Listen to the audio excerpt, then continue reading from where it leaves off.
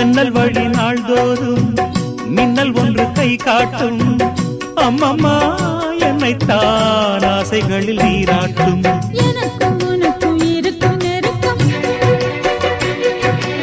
இளமை தொடங்கி முதுமை வரைக்கும்.